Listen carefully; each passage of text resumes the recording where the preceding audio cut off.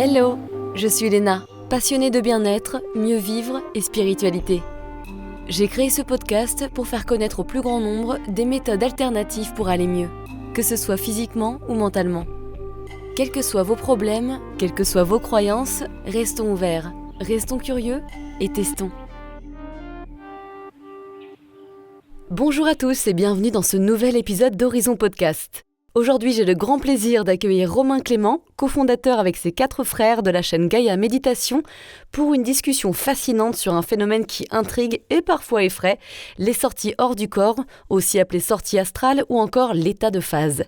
Romain, expert en la matière et collaborateur du site français de Michael Raduga, chercheur dans ce domaine, nous partage ses nombreuses expériences et connaissances sur ce sujet. Si comme moi, vous avez déjà vécu des sensations étranges durant votre sommeil, des paralysies ou encore des rêves particulièrement lucides, vous allez adorer cet épisode. Ensemble, nous allons explorer les causes de ces phénomènes, les différentes façons de les provoquer, mais aussi les risques potentiels ainsi que le sens de ces sorties. Il nous donne des conseils pour commencer à pratiquer les sorties du corps pour les plus curieux. Alors que vous soyez novice ou initié, installez-vous confortablement et c'est parti. Bonne écoute! Cet épisode est divisé en 2, la suite dans 2 semaines. Bonjour Romain, merci d'être là. Bonjour Léna, c'est un plaisir d'être là. Alors je suis très contente de reparler sur Horizon Podcast de ce sujet des sorties de corps ou sorties astrales, ou encore l'état de phase comme tu l'appelles, car c'est un sujet que je connais très bien, l'ayant moi-même expérimenté par hasard. Je te raconterai sûrement mon expérience plus tard, mais j'aime bien voir les copains qui ont fait les mêmes expériences, je trouve ça intéressant. Mais commençons par, quelles sont les causes qui nous font vivre cette expérience ? Aujourd'hui, on identifie plusieurs causes, le stress, les traumatismes, les troubles du sommeil également, quand on a des difficultés pour dormir et qu'on dort très peu d'heures, ou au contraire, si on dort plus longtemps, mais c'est pas vraiment un trouble du sommeil, si on prolonge les nuits, on remarque que c'est des causes qui vont déclencher l'expérience spontanée, inopinée de la sortie hors du corps. Bien sûr, après, derrière, il y en a certainement d'autres. Par moment, des personnes ne sont pas stressées, n'ont pas de difficultés pour dormir et un beau jour, lors d'une sieste ou au moment de se coucher, d'un seul coup, elles se voient au plafond. Elles se retrouvent au plafond et elles se voient en train de dormir. Et certains décrivent même à ce moment-là une présence qui les aide à sortir de leur corps. Et dans ce cas-là, je pense que la cause, elle est autre. Peut-être qu'on est assisté de l'autre côté, quoi. Ah, c'est marrant que tu parles de périodes difficiles, etc. Parce qu'effectivement, moi, c'était à la suite d'une période difficile, tu vois. Alors, ça a duré plusieurs années, cette période difficile. Mais on va dire, je pense que c'est une remise en question, tu sais, une sorte d'ouverture parce que tu es tellement dans le bas, ou en tout cas, il y a des challenges qui font que peut-être il y a un processus inconscient, une ouverture de quelque chose, on ne sait pas. Alors, en tout cas, toi aussi, évidemment, tu as connu ça puisque tu en as fait un livre. Mais tu avais une dizaine d'années quand ça a commencé, il me semble. Et c'est à la suite du décès de ta grand-mère. Ouais, alors j'avais pas encore 10 ans. Effectivement, moi, ça a commencé par le décès de ma grand-mère. Et enfant, c'est la première fois que je suis confronté à la perte d'un proche. Et ma réaction, elle n'est pas tout à fait normale. Alors, je sais pas si à cet âge-là, déjà, les réactions sont normales ou pas. Mais en l'occurrence, moi, le matin, j'apprends la nouvelle et je cours frapper à la porte d'un de mes frères dans sa chambre.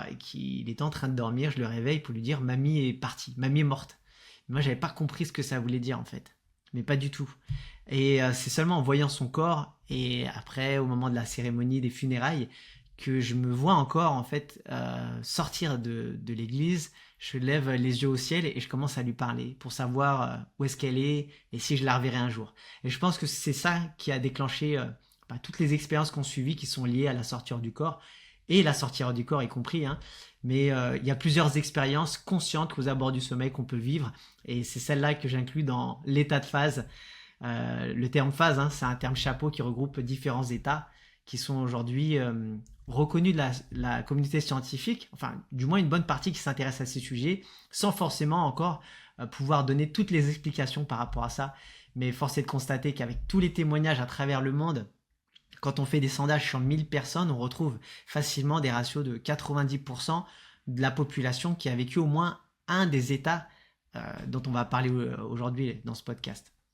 Ah, c'est intéressant. Et donc effectivement, cette expérience, elle arrive très vite. Je me retrouve conscient. C'est une forme de sortir du corps, mais à ce moment-là, j'ai pas du tout de sensation de me sortir nulle part, d'avoir la sensation d'avoir un corps même. Je suis perdu dans un néant total. Et c'est une obscurité totale. conscient, je n'ai plus du tout de conscience du corps physique, lui qui est allongé, et à ce moment-là, je me dis, mais est-ce que je suis mort? Est-ce que je suis perdu dans ce néant pour l'éternité?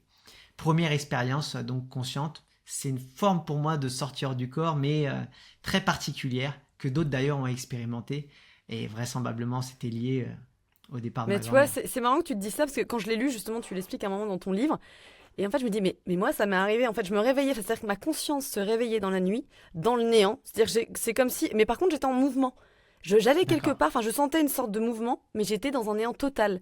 Et ça m'est arrivé plusieurs fois, cette chose-là. J'ai jamais su ce que c'était. Après, au bout d'un moment, t'as pas de réponse, donc t'arrêtes d'y penser. Mais quand j'ai lu ton livre, je me suis dit, mais c'est pas possible, putain, c'est fou. Est-ce Ouais, que toi, mais c'est t'avais ça, aussi hein. cette sensation de mouvement ou pas? Non, alors justement, moi dans mon cas de figure, je l'avais pas. Mais après, c'est pas impossible que ça soit très proche comme état. Après, c'était il y a tellement longtemps aussi. Mais Ouais, moi, le souvenir du moins que j'en ai gardé, c'est que d'être juste conscience dans ce néant. Tu vois, c'est vraiment ça. Et c'était l'expérience à cette époque hein, qui était vraiment pour moi la plus terrifiante. J'avais peur de me retrouver dans cet état. Parce que j'ai vécu aussi, tu sais, la fameuse paralysie du sommeil où tu te réveilles, où tu t'endors, hein, et d'un seul coup, tu te retrouves paralysé. ouais. T'arrives plus à bouger, j'avais des difficultés pour respirer, et je commençais à percevoir des ombres aux abords du lit. Donc ça me faisait peur, mais moins peur encore que ce néant absolu. Ouais, Et ouais, la c'est clair. paralysie du sommeil, en fait, c'est une forme de sortir du corps qui n'a pas encore abouti. Et ce qui est intéressant, c'est que bon, il y a à peu près 30% de la population qui l'a vécu au moins une fois. 8% de la population l'expérimente assez régulièrement. Et là encore, on retrouve le stress, l'anxiété, des difficultés pour dormir, etc., qui provoquent l'expérience. Et en l'occurrence, cette paralysie, j'ai mis du temps à comprendre qu'elle était à la base naturelle dans le sommeil des rêves. Tu vois, le Mm. sommeil, on appelle ça le sommeil paradoxal. Et dans cette phase du sommeil, bah, le corps, c'est normal qu'il soit pas en train de bouger. Sinon, on ferait des crises de somnambulisme à chaque fois. Bah Et oui, c'est donc, ça, exactement. cette information, hein, elle est véhiculée aux cellules de la moelle épinière pour dire au corps de rester immobile. Et qu'est-ce qui se passe? Très certainement, il y a une forme de bug, peut-être qui se produit. Au moment d'un réveil particulièrement, on se réveille conscient dans ce corps qui est, au lieu d'être en mouvement, de pouvoir retrouver sa capacité à se mouvoir, ben, il est encore paralysé pendant quelques instants. Donc la peur, elle vient renforcer cette paralysie parce qu'on est dans une forme d'état hypnotique aussi. Et en fait, bah, la panique s'installe, c'est la panique à bord, et jusqu'à ce que l'expérience s'arrête, s'estompe, et d'un seul coup, on puisse rebouger le corps. Et au final, ça a donné naissance, ça a donné lieu à énormément d'histoires à travers le monde, dans toutes les cultures. On parle de différents démons aux abords du lit. Et c'est une des raisons pour lesquelles on dit d'ailleurs d'éviter de vivre les sortures du corps, c'est dangereux, etc. Alors qu'en fait, bah, aujourd'hui, on a une explication par rapport à tout ça. Ah, j'ai pas mal de questions par rapport à ça qui vont suivre, donc c'est très intéressant, tout à fait. Mais effectivement, moi j'ai déjà fait effectivement des paralysies du sommeil, pas beaucoup, mais en tout cas je me souviens d'une fois où j'ai fait une paralysie du sommeil. Alors j'avais déjà fait la sortie astrale et je savais que c'était une porte pour les sorties de corps. Donc du coup je m'étais vu que j'étais complètement bloquée parce que t'as l'impression d'effectivement d'avoir un poids hyper lourd, et c'est pour ça qu'il y a des gens qui ont l'impression qu'il y a une personne qui les écrase ou un être qui les écrase. Et moi je me suis dit, bah tu vois, je vais essayer de prendre une sorte de former une forme, enfin une force intérieure comme un Hulk. Et j'imaginais que j'étais Hulk et j'ai réussi à sortir de mon corps avec ma force. Et après, je sais pas si c'était un rêve lucide ou une sortie astrale, parce qu'effectivement des fois on le verra, hein, c'est un petit peu difficile de voir entre les deux. Mais en tout cas j'ai pu faire cette expérience-là et c'était assez intéressant.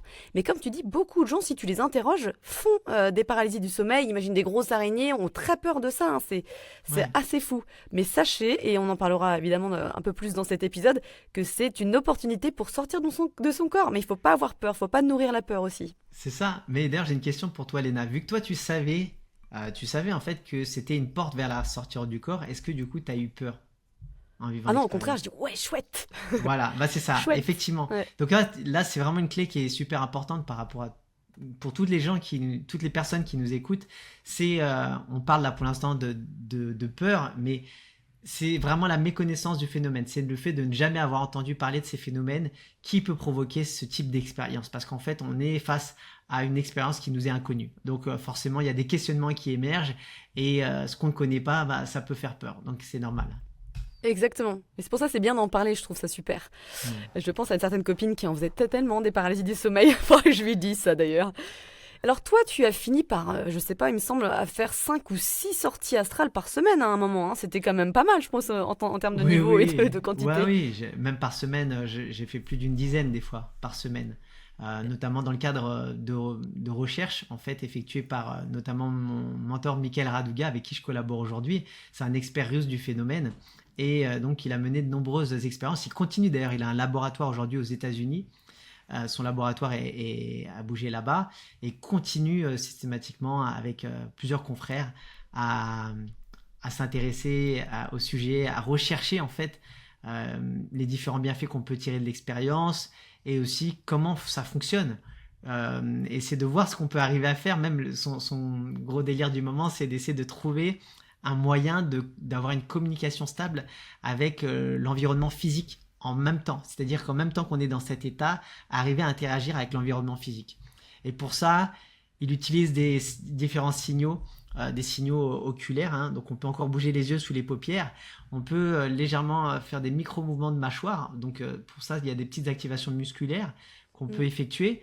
Et le fait de se programmer à tout ça, bien sûr, il est connecté à des électrodes et tout ça. Et il va pouvoir agir pour déclencher un programme particulier sur un ordinateur et interagir avec l'environnement physique. C'est un sacré niveau, je pense, d'entraînement. Mais d'ailleurs, toi, tu as participé à ces petites expériences, il me semble. À plusieurs expériences. Mais dans l'idée, nous, c'était surtout d'essayer de comprendre, en fait, comment fonctionne l'environnement, soit onirique quand on parle du rêve lucide, l'environnement astral quand on parle de voyage astral, ce qui est relativement proche finalement, hein, même s'il y a une grosse différence en début d'expérience, mais une fois qu'on avance et qu'on s'aventure dans l'expérience, ensuite ça commence à se rejoindre. Et en fait, on avait pour objectif, des fois, par moment, de voir si on pouvait ressentir de la douleur directement en sortir du corps. Parce que si on partait du principe qu'on pouvait ressentir cette douleur et en revenant à nous éventuellement d'avoir des sensations qui restaient, ça veut dire qu'on pouvait interagir aussi pour le bien-être, hein, c'est-à-dire pour la santé, etc. Donc il y a des choses qui ont été faites également au niveau de la santé. On a travaillé sur des expériences pour essayer de rencontrer des défunts, des anges, les expériences pour savoir s'il était possible de trouver les numéros du loto, tout ça. Donc je le dis tout de suite, je le dévoile tout de suite, personne a gagné au loto à ce moment-là. Mais voilà, des expériences pour savoir comment se téléporter, quelle est la meilleure manière de se téléporter, etc. Donc il y a capter de la musique, entendre de la musique d'un seul coup, qu'on soit musicien ou pas. On devait résoudre par exemple, tu sais, les Rubik's Cube aussi. En sortir du corps, voir la manière dont on arrivait à résoudre le problème du Rubik's Cube, etc. Donc en fait, voir si par la simple pensée, on arrivait à remettre tout dans le bon sens, etc. Bon, c'était fou, ça doit être passionnant. Drôle. Ouais. Il y en avait plein d'autres encore. C'est génial d'être sujet d'un truc que t'aimes beaucoup, tu vois, d'être sujet d'une expérience comme ça. Je trouve ça fabuleux, quoi. Ouais. C'est super. Et en même temps, ce qui est super, c'est que ça m'a permis vraiment moi-même de cadrer un peu plus toutes les expériences que je vivais, d'avoir une meilleure compréhension de ce que je vivais. Ça a ôté énormément aussi de peur par rapport à ce que je vivais à l'époque, donc forcément, et c'est ce qui me permet aussi aujourd'hui d'en parler plus sereinement, de pouvoir encadrer plus facilement aussi mes différents stagiaires, les gens qui me suivent, soit au travers de formations en ligne ou en présentiel, quoi. Non, c'est vraiment super. Et ce qui est assez marrant, tu sais, moi j'ai fait cette expérience de sortie astrale, donc comme je l'ai déjà expliqué dans un épisode, mais moi je viens d'un milieu plutôt athée, agnostique, enfin en tout cas on n'y croyait pas, on mourait et point barre, on était mangé par les vers de terre, comme j'aime le dire.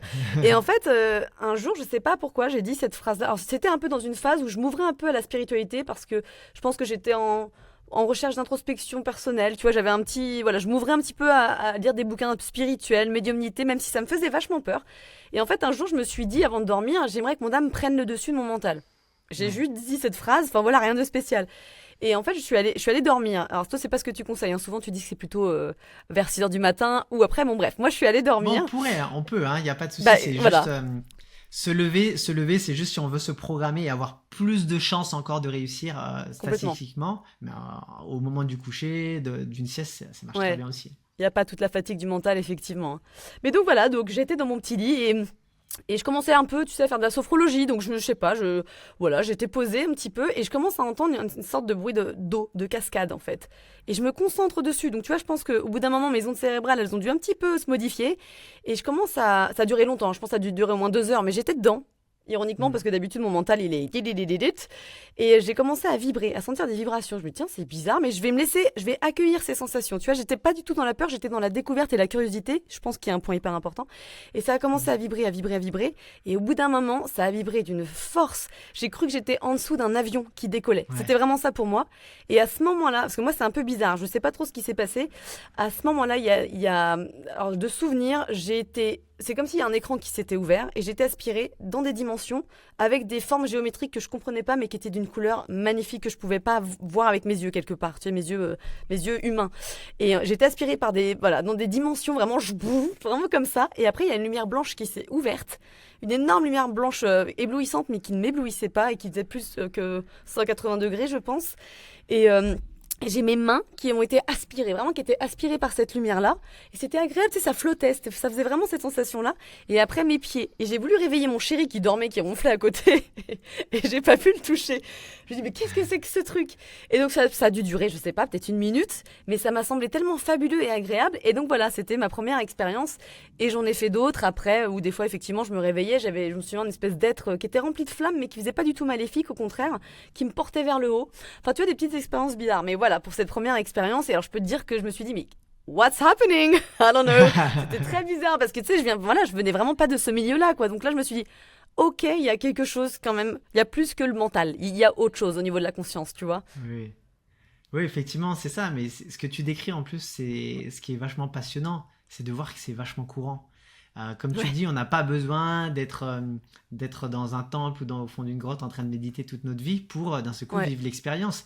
Et surtout, elle arrive à des moments donnés de notre vie où, comme tu dis, on se dit pas forcément j'ai envie de vivre telle ou telle expérience. Ça arrive et c'est souvent le début d'une expérience chez certains. Par exemple, les plus cartésiens qui m'écrivent aujourd'hui, certains pourraient essayer de dire que tout ça c'est du blabla, que ça n'existe pas. Essaye quand même la méthode. Bon, je pense que si elle l'essaye, c'est qu'il y a une part d'elle qui est forcément ouverte à tout ça. C'est plus des vrais cartésiens au final. Et ces personnes qui d'un seul coup vivent l'expérience de la sortie hors du corps sont totalement chamboulées. Ouais, c'est souvent le début d'une expérience, d'un cheminement spirituel qui est même plus intense par moment que les personnes qui sont déjà dans tout ça. Mais encore une fois, il y a une différence entre même mener une vraie vie spirituelle et baigner dans la spiritualité et pas être vraiment spirituel. Tu vois ce que je veux dire? Oui, complètement. Et d'ailleurs, dans la spiritualité, il y a beaucoup d'ego. Déjà, quand tu dis que t'es un gourou, pour moi, c'est qu'il y a trop d'ego, ça va pas. C'est ça. Je suis assez d'accord. Mais ce qui est marrant, c'est que du coup, des années plus tard, alors je savais pas vraiment ce que j'avais vécu, j'étais pas au courant, et après, j'ai commencé à voir, expérience de mort imminente, mais c'est pas vraiment ça. Enfin, tu vois, j'ai vu des petites choses et je suis tombée sur un bouquin de sortie astrale. Et ce qui était marrant, c'est qu'il décrivait justement les symptômes, et je me suis dit, mais c'est la même chose, je les ai pas inventés. Alors justement, est-ce que tu peux nous dire quels sont les symptômes courants? Enfin, alors il y a plein de symptômes. Oui, tu as raison, on peut parler de symptômes, de signes qui nous signalisent qu'on est en train d'entrer dans l'état de phase. Alors, si on entre dans l'état de phase par le rêve lucide, les signes sont assez simples. En général, on commence... Alors, donc, à partir d'un rêve lucide, c'est un rêve où on est conscient qu'on est en train de rêver. Donc, c'est une porte d'entrée particulière par la porte du rêve. Donc, c'est assez simple. À ce moment-là, on commence à avoir des petits signes dans le rêve qui commencent à semer le doute en nous. On commence à se dire, mais est-ce que je ne serais pas en train de rêver? Et ensuite, on va effectuer, par exemple, des tests de réalité, comme regarder nos mains lors d'un rêve lucide. Nos mains, en général, n'ont pas 5 doigts. On a vite fait 6, 7 doigts ou moins, ou des doigts déformés. Voilà, bref, tu vois, il y a plein de scénarios possibles. Et à ce moment-là, on réalise qu'on est en train de rêver. Donc là, c'est la porte d'entrée par le rêve. Là, le signe, il est simple. On est conscient qu'on est dans un rêve. Ensuite, maintenant, quand on est en train de s'endormir ou qu'on se réveille et que d'un seul coup, on vit l'expérience de la sortie hors du corps, on peut expérimenter la paralysie du sommeil, qui est l'un des symptômes, mais finalement, c'est pas du tout le plus courant au final. On va expérimenter chez certaines personnes directement une sensation de sortir du corps, de se détacher d'un corps. Ça, c'est la séparation qui a déjà lieu, qui est en train d'avoir lieu plutôt. Maintenant, il faut savoir qu'aussi dans la majorité des cas, on peut vivre des sorties hors du corps et qu'on n'a pas la sensation de sortir du corps. Et c'est ce qui fait que par moment, on bouge dans le lit, on croit avoir bougé, mais en fait, c'est ce fameux corps fantôme qui a déjà bougé. D'accord ? Et on se rendort naturellement sans se poser la question. Donc bien sûr, ça ne veut pas dire qu'on bouge pas on bouge jamais dans le lit, mais dans beaucoup de cas, il se trouve que c'est sûrement le corps astral qui est en train de bouger. Dans les symptômes, donc on va percevoir, comme tu disais, tu parlais de vibrations d'un avion à côté de la chambre. Typiquement, les vibrations, c'est quelque chose d'assez courant. Avoir une vibration soit localisée dans la tête, sur certains membres, ou encore tout le corps. Certains décrivent même que c'est le lit qui se met à vibrer. Alors moi, chez moi, quand la vibration se déclenche, c'est souvent dans la tête ou dans le corps.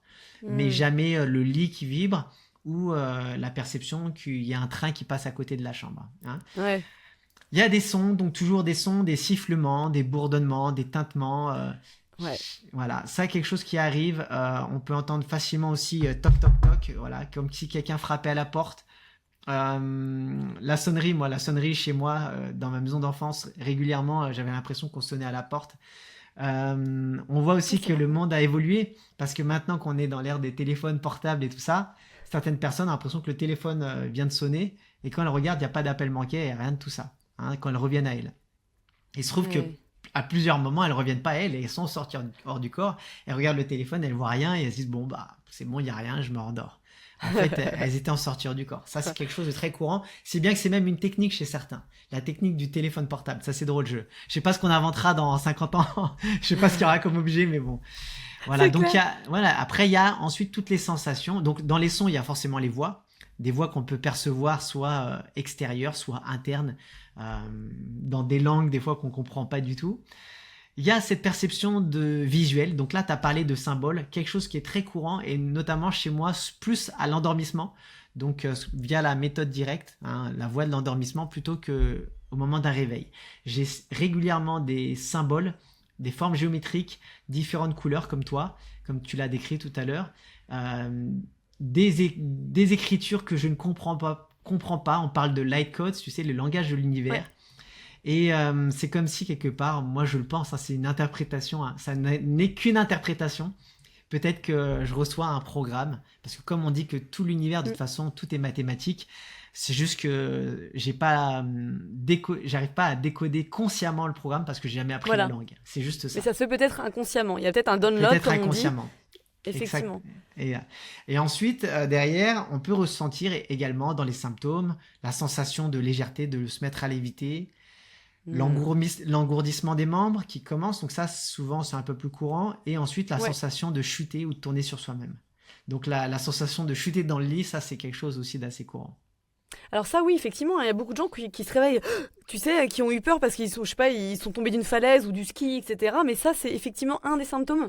C'est un des symptômes, notamment quand on utilise la méthode directe via la relaxation, donc on cherche la porte de l'endormissement, la porte du sommeil.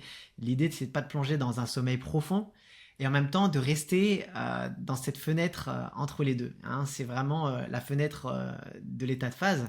Ouais. Et dans l'idée, c'est que souvent l'excitation fait qu'on revient dans un état trop alerte.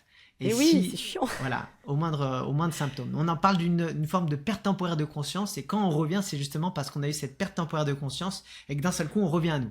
C'est pas grave, en fait, à ce moment-là, de pas faire la sortie immédiatement. Dans cette voie-là, la méthode, elle consiste plutôt à essayer d'en vivre plusieurs d'affilée. Au bout de la 3e, 4e, on arrive à stabiliser l'expérience et à se stabiliser dans l'état de phase et à y rester. C'est pour ça que généralement c'est pas au bout de la première sensation de chute qu'on arrive à entrer en sortie hors du corps par cette voie-là. Bien sûr, c'est si on essaye d'expérimenter ce symptôme, parce que en général on choisit pas forcément le symptôme qu'on va expérimenter. Par exemple, il y a des personnes, elles sortent systématiquement parce qu'elles se disent assistées par un guide ou un ange ou autre, un protecteur défunt qui vient les assister.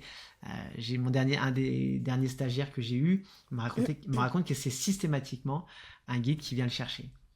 Bah c'est bien parce qu'en plus ça peut faire peur à la base. C'est comme le coup de téléphone, je me disais pourquoi d'ailleurs il y a des coups de téléphone, on entend ce genre de son ou de sonnette, pourquoi la sonnette? Je pense que c'est des choses maintenant qui sont connues. Donc tout ce qui nous est connu, c'est enregistré dans le subconscient.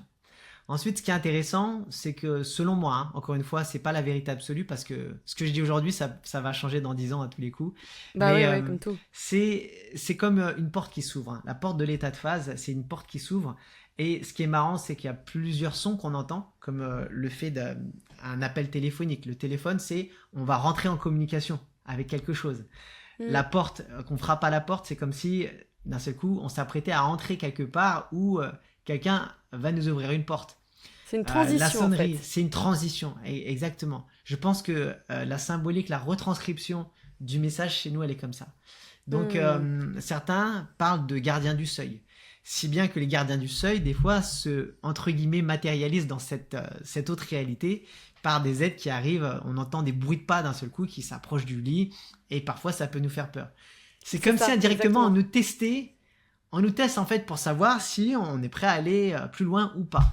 Mais en soi, il n'y a rien de dangereux. Sauf le fait de soi-même de se dire, bon, bah, moi, j'ai pas du tout envie d'y aller parce que ça me fait trop peur et j'y vais pas.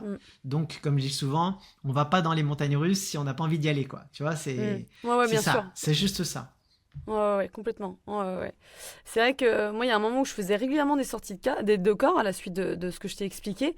Mais il y a une personne qui, un jour, m'a fait peur, en fait, en me disant, bah, tu sais, c'est... Alors, elle n'avait pas tout compris, je pense qu'elle n'avait pas totalement raison du tout, puisqu'elle me disait, oui, mais c'est le bas astral, il faut faire attention, tu rencontres des êtres de basse densité, de basse fréquence.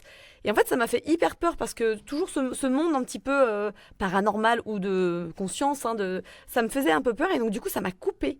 Et d'ailleurs, je me souviens que j'avais fait une sortie de corps à la suite de cette conversation-là. Et dans la chambre de mon bébé, bref, il y avait une sorte de boule noire, du coup, tu vois. Et j'avais foncé parce que je voulais la combattre. Mais en fait, tu vois, du coup, c'est fou comment les peurs peuvent influencer ce voyage. Donc, elle avait raison parce qu'effectivement, je pense que tu peux rencontrer peut-être des êtres de basse fréquence. Mais elle n'avait pas tout à fait raison parce qu'on a plus de responsabilités et on peut changer certaines choses. Qu'est-ce que t'en penses, toi ? Mais c'est ça, totalement. En fait, aujourd'hui, je veux pas dire que tout le monde a tort, les gens ont tort par rapport à tout ça. Je pense juste que ça dépend, encore une fois, d'une forme de niveau d'observation. Je vais essayer de parler assez clairement parce que on peut vite me perdre quand j'aborde tout ça. Ouais. Tu imagines que d'un point de vue de la conscience, d'accord, tu es comme dans un ascenseur. Et en fait, si tu te places à un niveau très terre à terre, forcément, même dans la vie terrestre, tout simplement, tridimensionnelle, tu vas vite voir chaque personne, chaque individu comme des êtres séparés et dissociés de toi. D'accord ? Tu entretiens quelque part une forme de dissociation, de dualité par rapport à tout ça. Tout à fait. Donc, quand un être te fait mal, tu te dis, cet être me fait mal, vite, on doit le punir, etc. Maintenant, quand tu montes au fur et à mesure dans ton cheminement, on va dire spirituel, tu montes dans ton ascenseur, tu te rends compte peut-être que cet être, c'est un miroir, un jeu de miroir. Ce que tu aimes chez une personne, c'est les qualités que tu as envie de développer chez toi ou de trouver chez toi.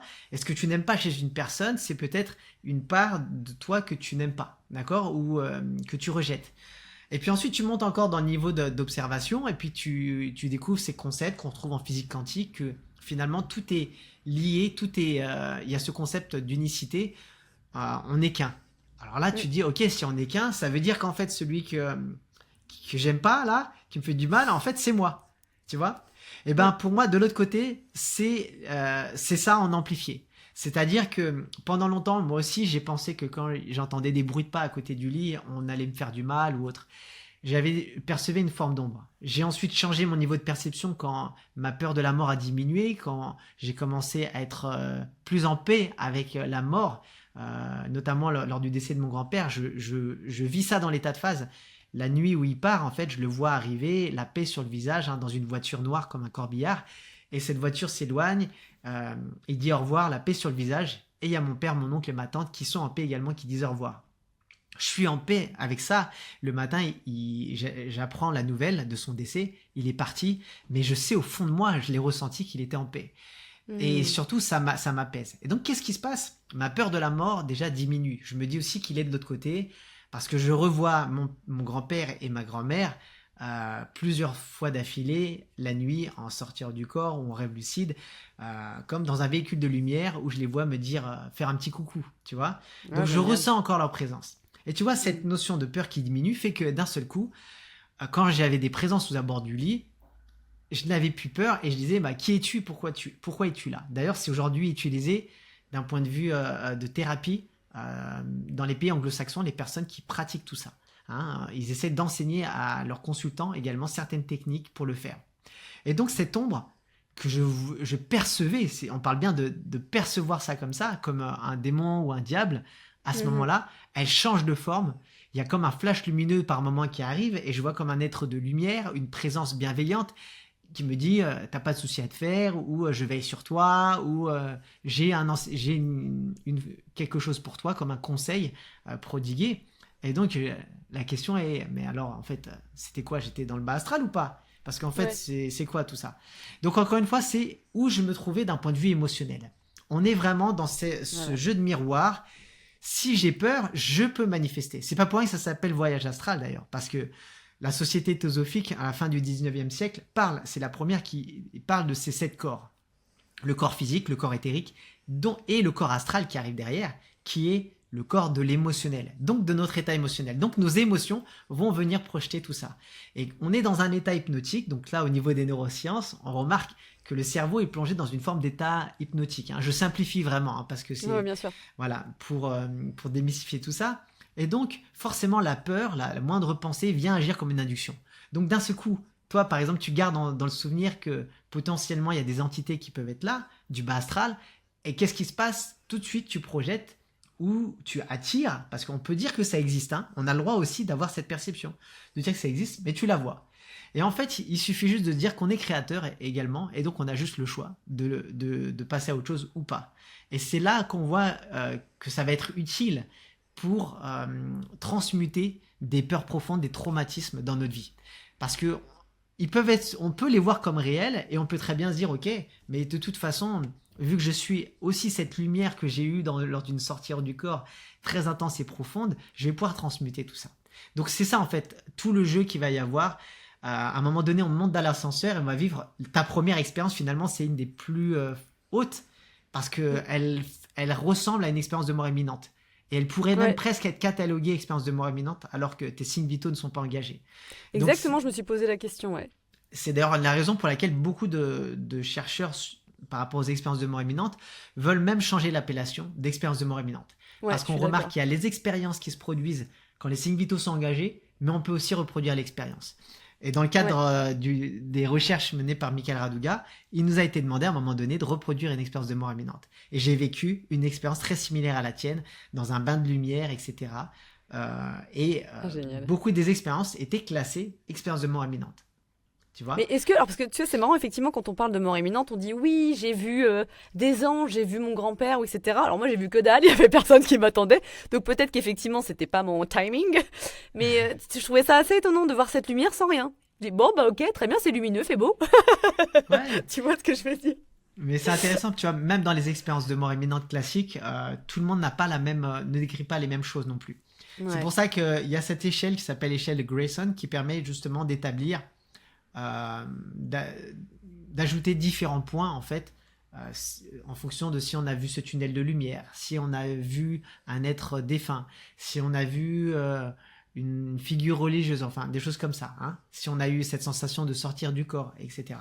Et donc là on retrouve encore une fois cette notion du fait de se dire bah ok, si j'atteins un tel niveau et qu'à un moment donné j'étais dans le bas astral et des fois c'est en une fraction de seconde, ça veut dire quoi? Ça veut dire est-ce que c'est parce qu'en ce moment je suis plombé ou est-ce que là d'un seul coup si on est en mesure de switcher de l'un à l'autre comme ça veut bien dire qu'en fait pour moi c'est comme si on avait un gros spot là, tu vois, et que j'éclaire à un moment donné dans cette réalité tridimensionnelle quand je suis éveillé, c'est cette réalité que j'observe. Déjà, je suis limité dans mes sens. La vue et l'ouïe, par exemple, on sait qu'on est limité. Mais ensuite, quand j'entre dans cette autre réalité, pareil, je choisis en fait ce que je veux voir. En partie, encore une fois, parce qu'on a toujours des surprises. Et c'est là que c'est intéressant de se dire, finalement, aujourd'hui, est-ce que j'ai besoin de protection ou pas? En fonction d'où on se trouve dans notre niveau d'observation, on en utilise ou pas. Et il faut utiliser ça. C'est notre croyance, il faut l'utiliser. Mais à partir d'un moment, moi, à un moment donné, je faisais aussi pareil des prières, je mettais ma bulle de lumière. Aujourd'hui, je saute ces étapes. Je ne dis pas qu'il ne faut pas le faire, mais je suis connecté à ma lumière. C'est bon. Voilà. Et c'est génial parce qu'on voit comment tu as évolué justement. Mais c'est vrai qu'effectivement, que ce soit paralysie du sommeil et qu'on en ait conscience, ou que ce soit quand tu te réveilles dans un état astral, enfin finalement tu es sorti de ton corps. Moi, je sais que je pensais par exemple à mon chien à l'époque, j'avais pas de bébé, donc je pensais à mon chien où je demandais de l'aide des guides pour me protéger, tu vois, ce genre de choses. Donc il faut Je pense que ça te permet de switcher dans un autre état émotionnel, en fait. Parce que si tu as peur, effectivement, tu vas attirer ce qui a besoin d'être travaillé en toi. Donc, c'est ça. Il faut accepter le cheminement. Moi, encore aujourd'hui, tu vois, ça m'arrive très régulièrement. J'ai beau tenir ce discours, tu vois, d'unicité, d'unité.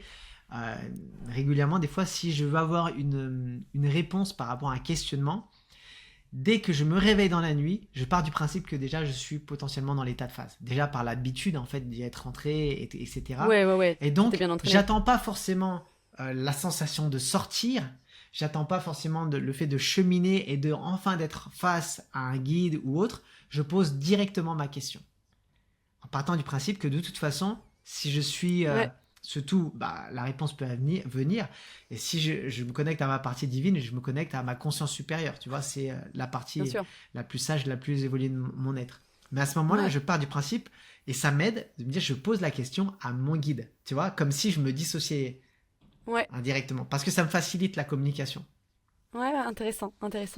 Et quelque chose que j'ai repéré pas mal quand je faisais des sorties astrales, donc ces dernières années, quand j'en faisais moins de manière consciente, parce que c'était plus je me réveillais au milieu de la nuit ou je me réveillais déjà en état de phase, c'était la cécité astrale. C'est-à-dire que je voyais rien. Je savais que j'étais sortie de mon corps, que je pouvais voler, traverser les murs, ce que j'adore. By the way, j'adore traverser les murs. Je trouve que c'est hyper attentif. J'aime bien. Mais alors pourquoi et comment faire quand on a une cécité astrale ? Ouais, c'est quelque chose d'hyper courant, ça aussi. On voit très peu, tu sais, l'opacité est réduite. Exactement. Alors moi, il y a plusieurs théories là-dessus. Moi, je pense en partie que déjà, le mental, il nous accompagne toujours un peu. Donc déjà, on sait que normalement, on est allongé dans notre chambre qui est plongée dans l'obscurité. La continuation logique, c'est le prolongement logique, on commence à sortir du corps, on est censé être plongé dans l'obscurité. Alors qu'il faut bien savoir que tout ça, c'est faux en vrai. En réalité, c'est une forme de projection qu'on fait. Parce que, comme tu l'as dit tout à l'heure, tu peux amorcer une sortie et d'un seul coup, tout devient clair instantanément. On n'est pas dans une observation de la réalité physique telle qu'elle est.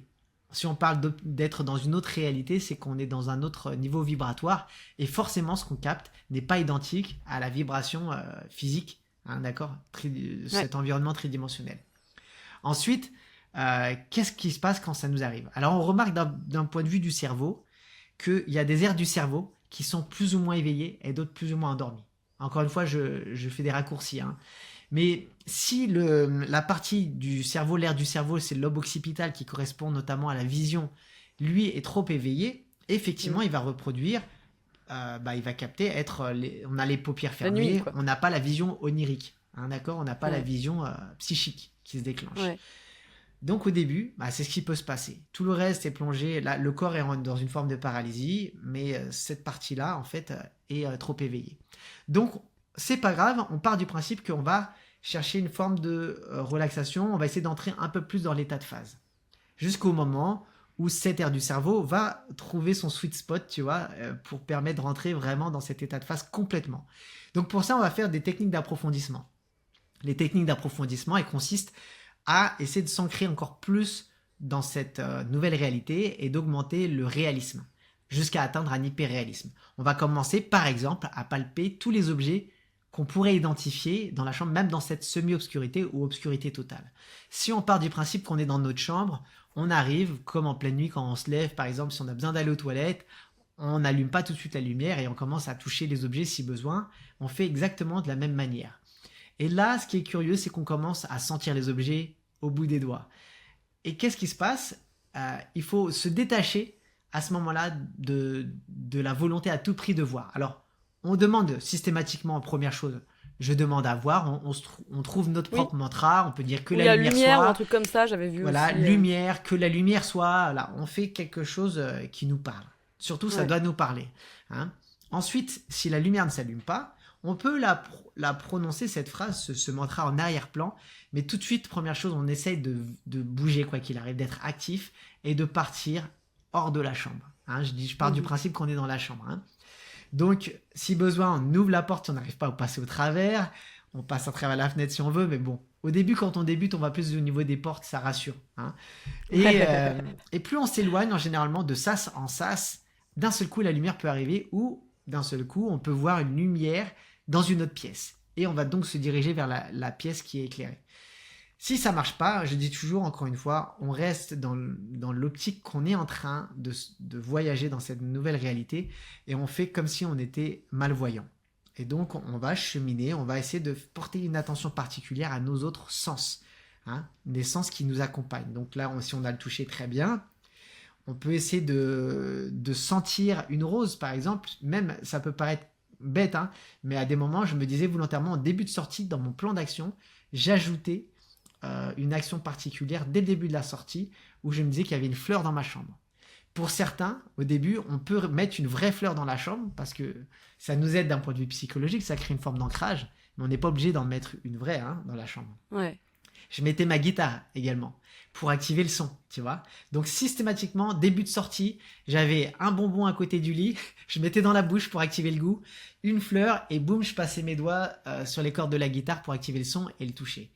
Donc pour ceux qui ne suivent pas vraiment, ou qui ne comprennent pas parfaitement, on est bien d'accord que là on est dans l'état de phase, on n'est pas dans la réalité, il n'est pas en train de manger un vrai bonbon, il est en état de phase et donc ça te permet de t'ancrer, de te concentrer aussi pour ne pas te rendormir. C'est ça, ça me fait une action, je suis actif, il faut surtout éviter d'être passif. Donc cette action, ce qu'il faut comprendre, c'est qu'à défaut de voir, donc on parle vraiment dans le cas où on est dans une cécité astrale, à défaut de voir, je ressens tout le reste. D'accord ? Ouais. C'est comme si j'étais juste malvoyant, mais tous les autres sens étaient décuplés déjà. Bien souvent, ils le sont très rapidement.